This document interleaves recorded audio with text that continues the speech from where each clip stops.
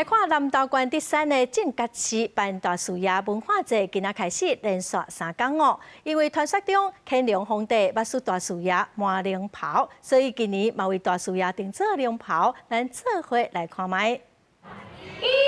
出生观音大士有默契。公路了后，第三大树爷文化节正式起稿。南投县第三正觉市福西观音大师祖庙伫嘉义民雄，是祖庙认证的第一分灵，甲担有167年历史。为了带动地方产业发展，正觉市推动第三大树爷文化节。活动对10日开始连续3天，尾仔嘛阁有6一个照经活动。每一年的大树爷祈福升天全国的信众拢会来到现场祈福，祈福升天就是甲祝福，祝福大家，甲这个无好的早走。大树爷文化节上重要的就是10时暗时会办理大树爷祈福升天仪式。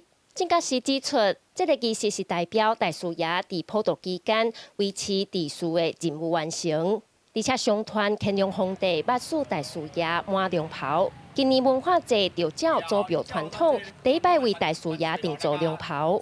伊的护法升天非常的庄严，大家嘛翕相翕到迄个大士爷升天的奇迹，让所有的普渡都能够平安。那最重要的，蓝主委这边也希望透过我们宗教文化的活动，可以带动地方的产业。文化节这3天嘛，规划有1公里长的美食街和济的艺文团体表演，最后1天阁有拔杯比赛，嘛希望招民众做伙来体验地方的民俗文化。记者邢平仪南投报道。